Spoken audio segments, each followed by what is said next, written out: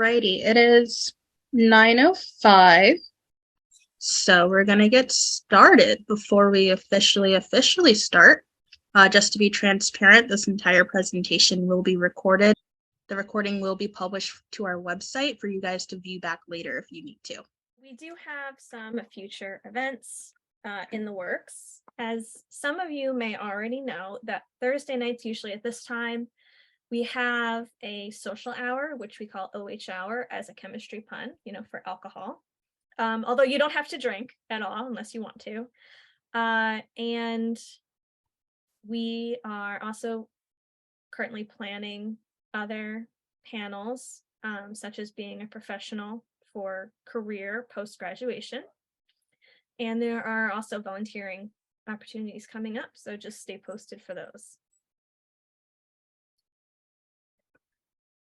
So tonight, this is our second installation of our Navigating Grad School series, and we're going to be talking about research experience for undergraduates, or REUs. So what is an REU? I mean, some people hear that acronym and they're not even sure, like, well, what is it? What does it mean? So it does stand for research experience for undergraduates, and it's primarily for students who want a future in research, but have limited opportunities in their home institutions. So as online students, that means you. They are generally funded by NSF. It's pretty much like any site that hosts 10 plus undergraduate students to conduct research. They are really great opportunities because not only do you get possibly wet lab or dry lab experience, which are computational labs, but you also have the opportunity to be part of a cohort. So other undergraduate students, there's professional development courses. Usually there's seminars for reading scientific papers or writing grants or GRE prep. And they usually have like different team building exercises that they do. Mentors are actually great for future letters of recommendation too, because they work so intimately with you for about like 8 to 10 weeks. They can be year-long, semester-long.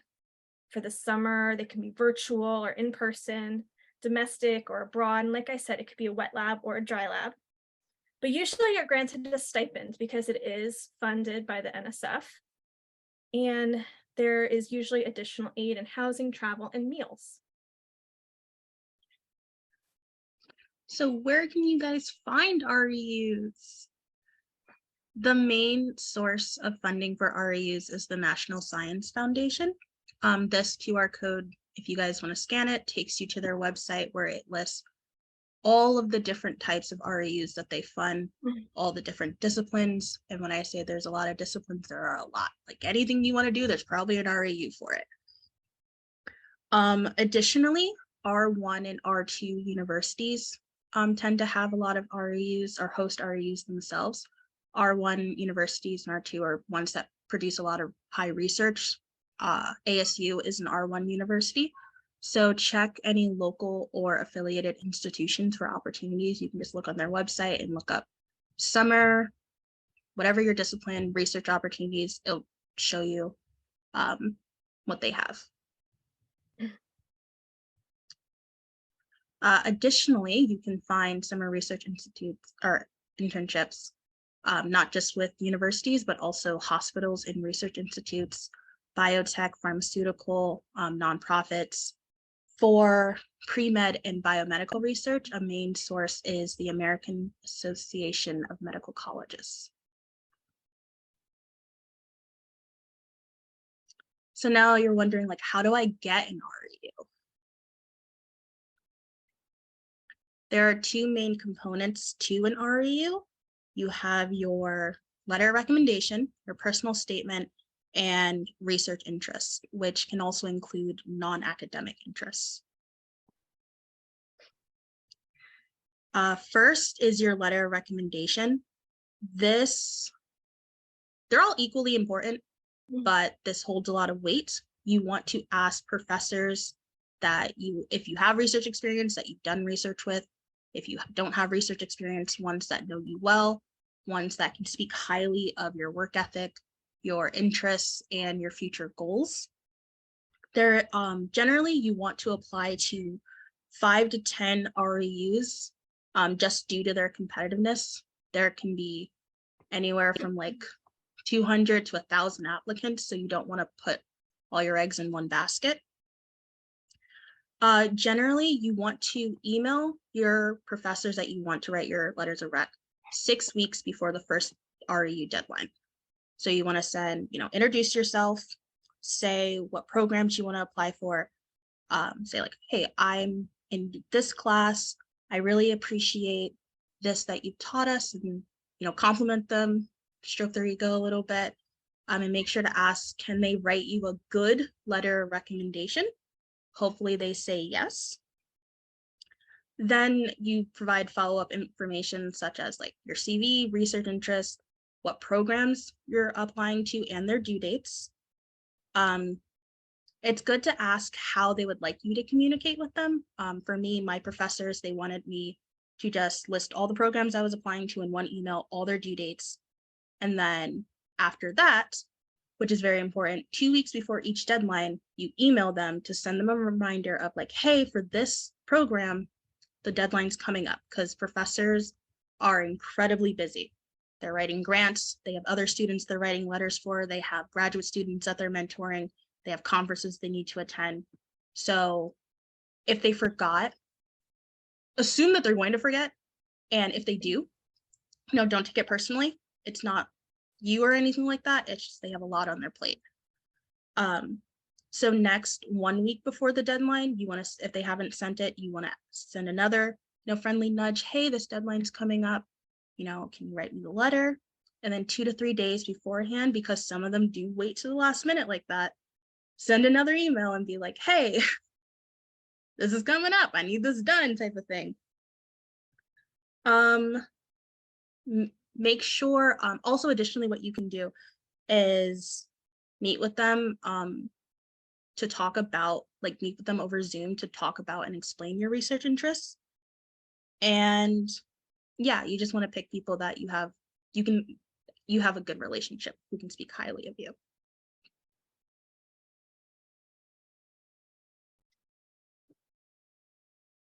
Okay, so for personal statements, so a personal statement, you are telling a story. You are a full, interesting individual, and you want to make the committee see that. And the personal statement is their first look into you as a person, right? Because they've seen your transcripts, they have your CV most likely, they've read your letters of recommendation, which have given them, some kind of insight.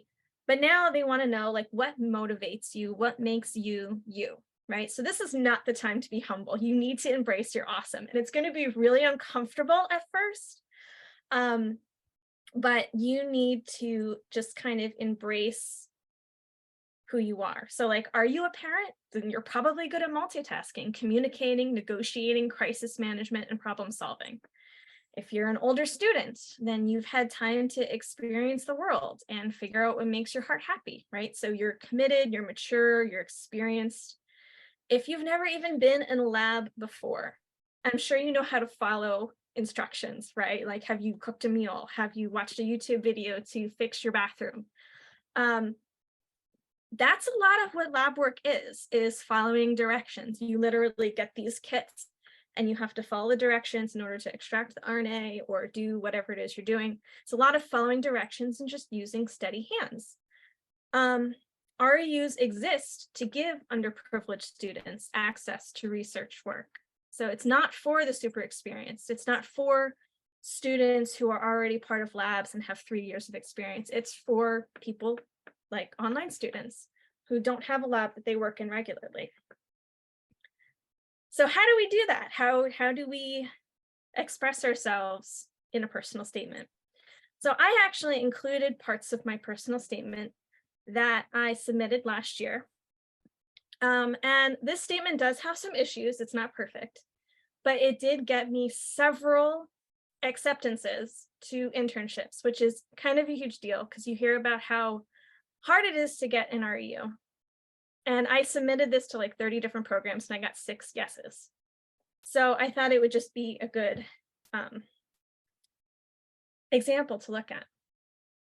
So what I did was I established, just right off the bat, my obstacles that I've overcome. And maybe you don't want to start with your obstacles, but that is what I did. But I ended up turning it into a positive and showing how I grew through these obstacles. And in the 3rd paragraph, I talked about being a mother and studying. And instead of saying I'm passionate and I'm good at time management and I'm really focused, I kind of like told a story instead of all of that. And I think committees really look for that also, you know, the show don't tell kind of thing that we all learned in high school.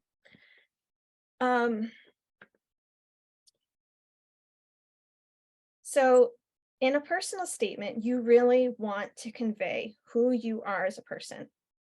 And you really want to show different obstacles or hardships that you've overcome and how they made you stronger. Like, why should I be in this program over somebody else? You know, because it really comes to a numbers game. Like, why are they picking you? So showing how you've overcome your adversity. And I think as online students, a lot of us have really, really good stories. So I really believe in just like letting that shine through in your personal statement. But this is just one part of your personal statement. Usually you walk some of your experience, which I didn't include that in these slides, but I talked about certain classes, kind of like what sparked my interest in research and experiences that I did already have. But what they also want to know about are your research interests. And you definitely want to come off as knowledgeable about these already, right? You want to demonstrate your knowledge. Why, how did you become interested in science? So I expressed how my research interests are 2-pronged. I discussed the gut microbiome and I discussed autoimmune diseases and allergies. And even through this, I'm kind of showing what I know already. I know that the 2 are connected, which, I mean, it's funny because once you're actually like embedded in your own interests and research, you don't realize how little everybody else knows about those things. So never undersell yourself. Like, everything is important. So that is definitely something that stood out probably in my statement. And then I also included information about my goals. Like, I was honest in that I wasn't sure if I wanted to do PhD or MD PhD. But I expressed what was important to me about both of those things: studying, answering, solving problems related to diseases. So it's very clear, obviously, that I want to do something in biomedical research. So the admissions committee was able to see that. And because I'm not applying for a PhD or MD PhD program, they don't really care about like that part as much. It's just very clear that I want to do research and that research in particular is important.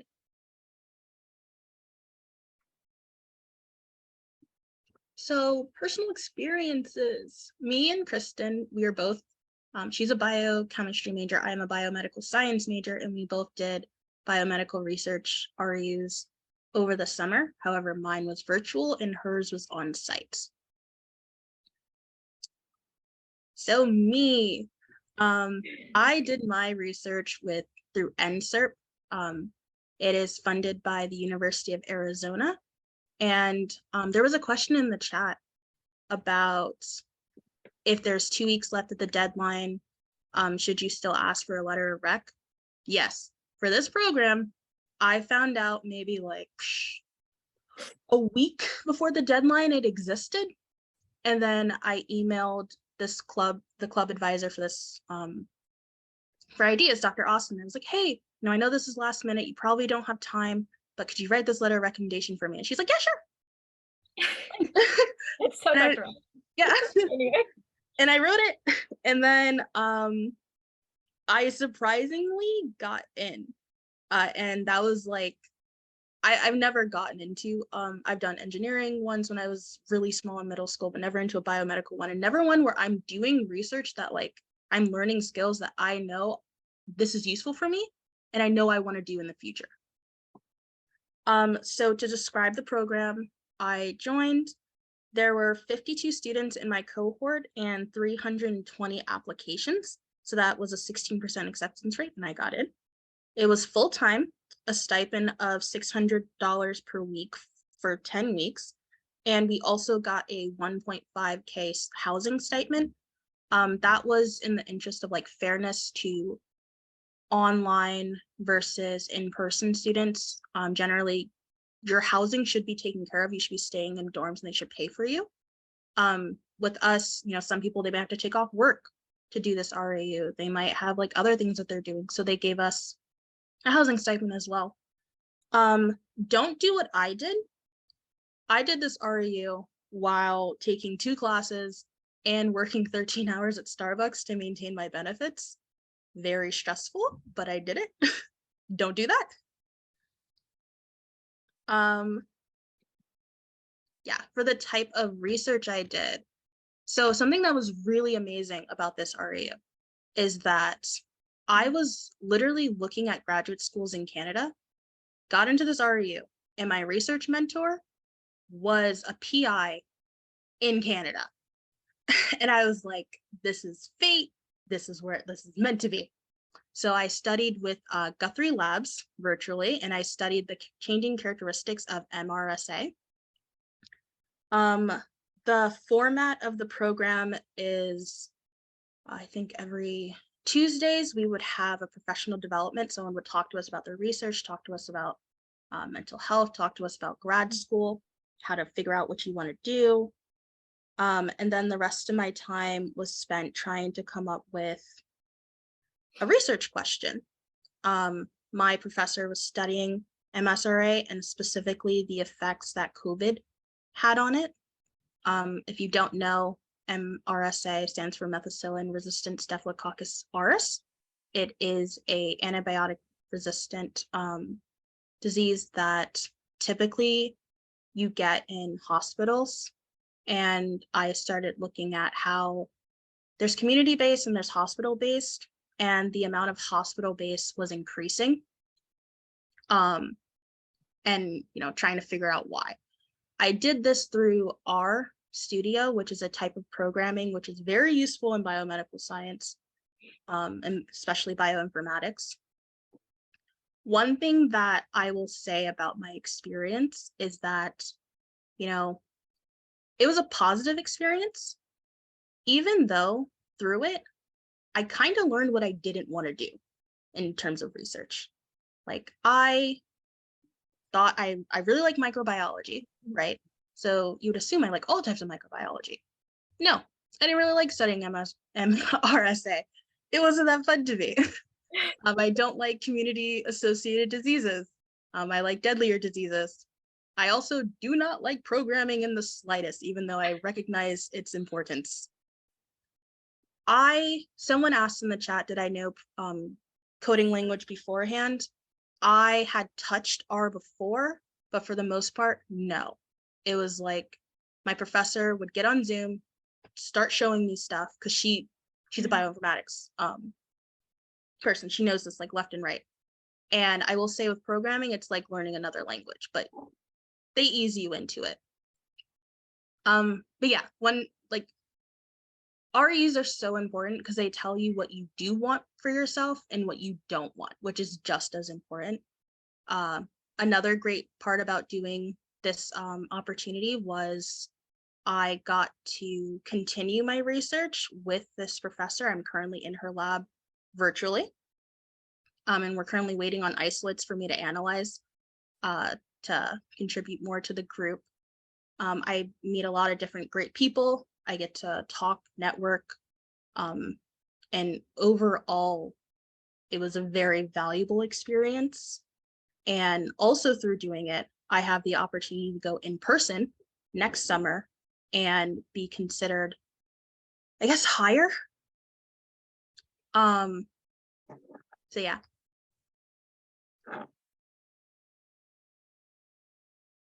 Okay. Well, then I guess I will talk about my experience. So just to answer Lisa in the chat, how long does an REU take? So an REU can vary from like, most of them are 8 to 10 weeks, I would say.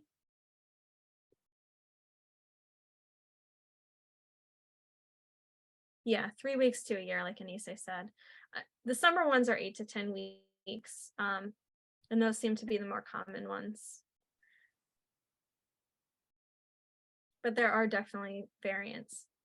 All right, so I interned at Maine Health Institute for Research in Portland, Maine for 10 weeks, which is not NSF funded. They actually work in conjunction with the Maine Health Hospital, which was like, I actually lived right across the street from it while I was there.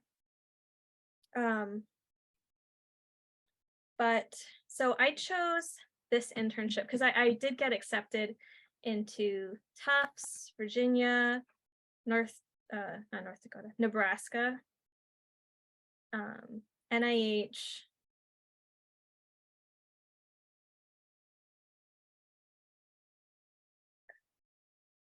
Minnesota, and then this one. But I chose this one mainly for the face-to-face interview. So a lot of the programs where you're accepted through a university, they didn't have interviews. So you get accepted and then you're kind of paired with a lab, which you either chose or didn't chose, depending on what the program was. And that kind of felt like a gamble. For this, I applied to it and it was kind of like a job interview. So I was able to actually interview with the PI and the lab manager over Zoom. And I really liked them both. It was women, and I just felt kind of at home, and I was like, this is going to be a really good experience for me, and I think I'll be appreciated here. So I ended up going with Maine Health, and it was a $6,000. It wasn't a stipend, it was a salary, and I guess it was approximately $6,000. They also had a scholarship for housing, which you had the option of either living with some grad students, it was like a grad student housing, versus living, they also had a building specifically across from the hospital for traveling nurses, which is where I ended up staying. But yeah, so I worked in the Reagan lab studying multiple myeloma, and Dr. Reagan specifically was looking at fatty acid binding proteins and how it affected the growth and proliferation of tumors for multiple myeloma in mice and humans. So, I mean, these are a bunch of pictures that I did manage to take from the lab. I would say that as an online student working for the first time in a wet lab, like, you really should take ownership of your experience. So like, ask for work, shadow people, read like all the scientific articles that you possibly can regarding the research, ask questions, yeah, like really just take ownership of your experience. And like, even if your PI like doesn't give you work, like go over to them and like ask for work. Because I ended up learning so much this summer, and it ended up being just really great on my CV and really great. Like I realized how much I liked working with cells and doing cell technique. You can see me in the hood over here. I guess I was feeding my cells or harvesting some cells in order to look at different gene expressions, because I did a lot of RNA extraction, DNA synthesis. I ran qPCR. There's a really cool picture of the flow cytometer in the corner. It almost looks like something off of Nickelodeon, if anybody was like Nickelodeon as a kid, you know, with like the slime. That orange and the green just reminding me of that. I was able to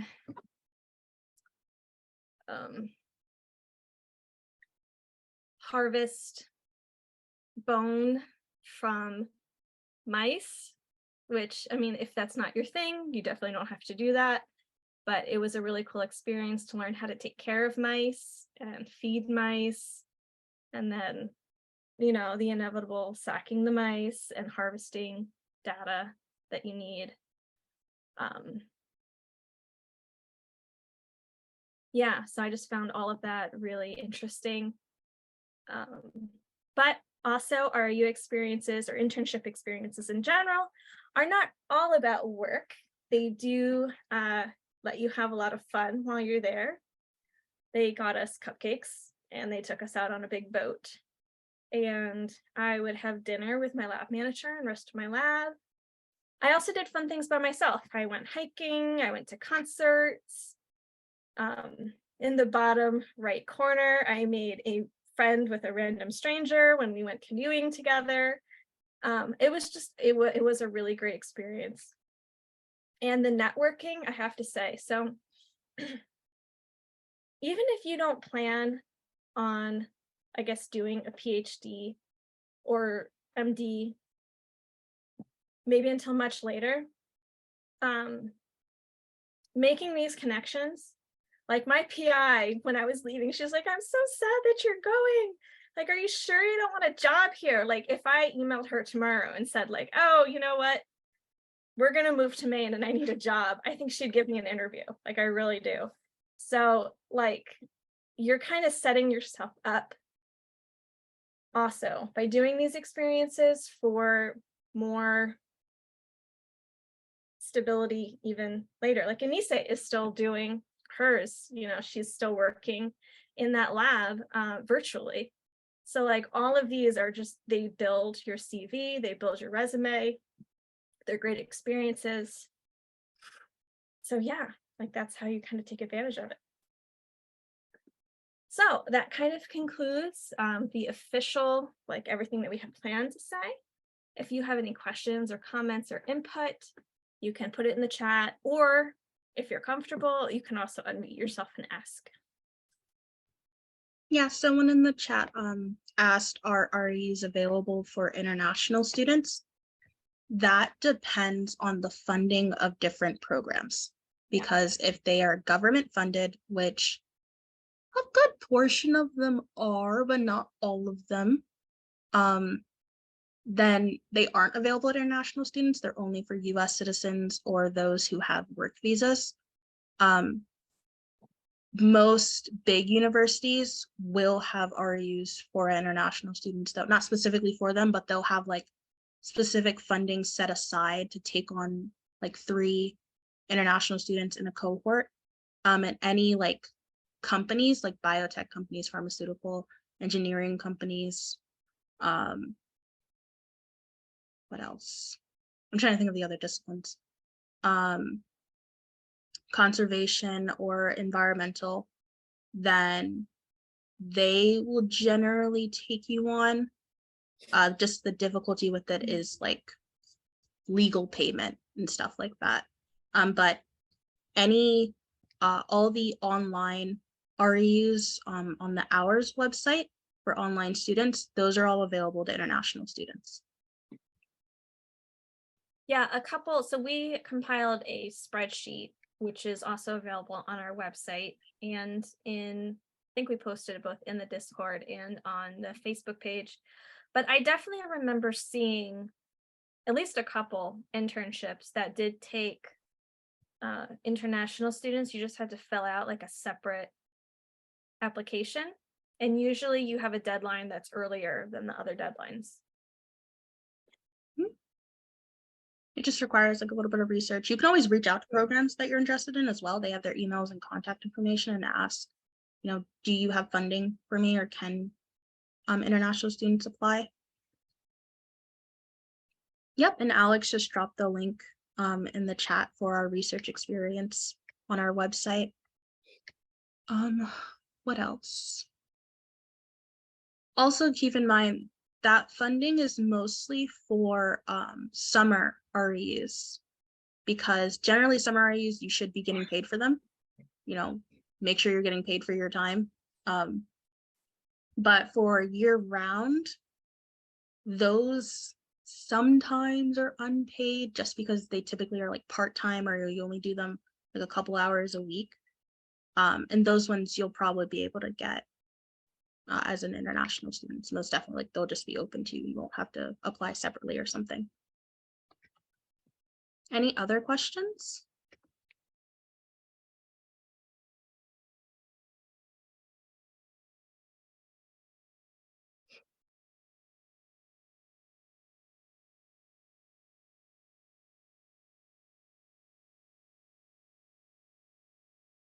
No questions. Does that mean that we covered everything? Oh, someone asked, is there a specific CV format we must follow? That depends on the program that you're applying to. Generally, no. They don't have specific format. But you do want to like be professional in terms of like either Arial or Times New Roman, 12 to 11 point font. Put your full name, email address, phone number on there. First, you want to start with education, work experience, then interests. And make sure you put your GPA on it as well, since you guys were students.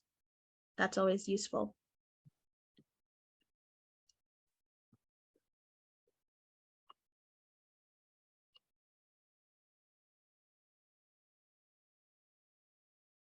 Oh, and I know we talked a lot about like biomedical ones.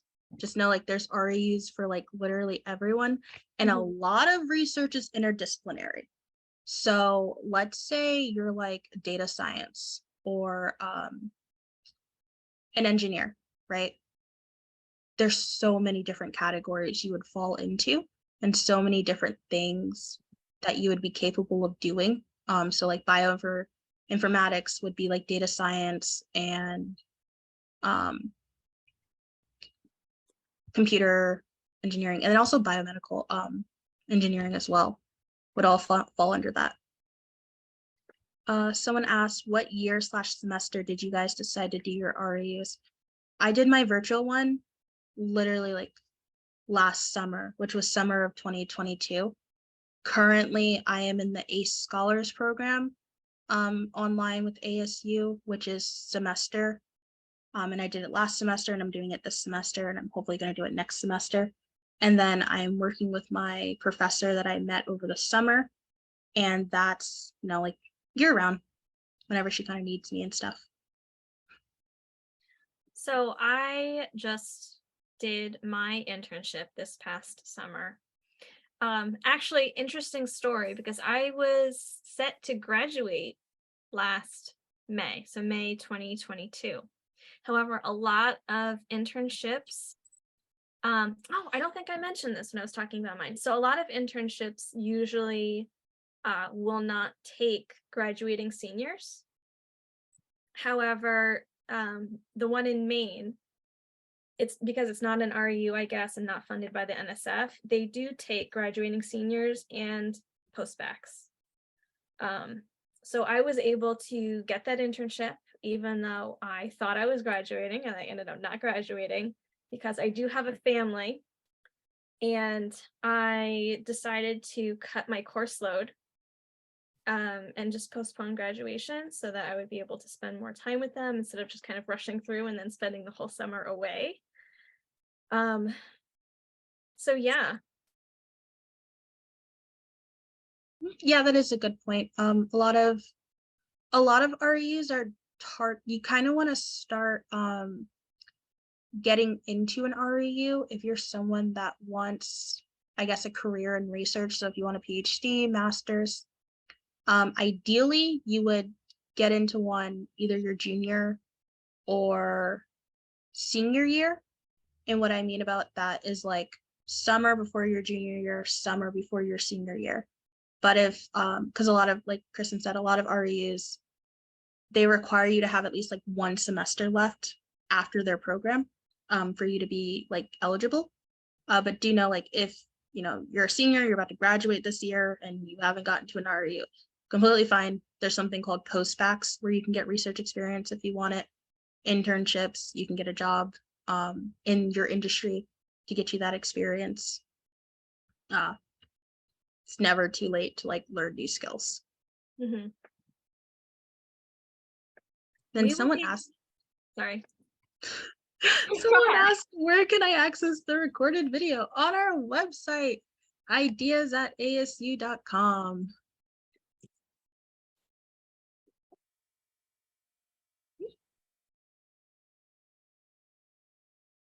Oops, I navigated away. Sorry. It's not .com. It's Never mind. .org.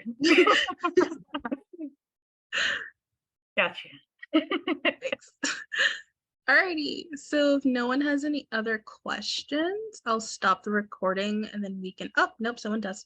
Can freshman and sophomore year students apply for undergrad research? Yes, they can. If you're a freshman, it might be a little bit harder to get into a summer one, just because it's harder to get those like relationships with professors and stuff. But they're like you can get in at any point in your undergraduate career.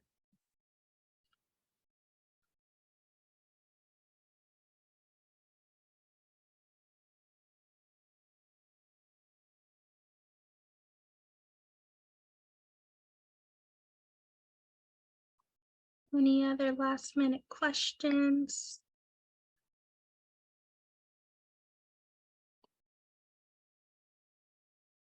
Okay.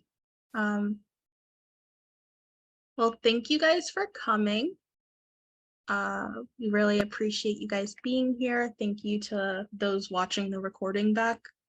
And yeah, any other closing statements? No, just thank you. And this will be posted.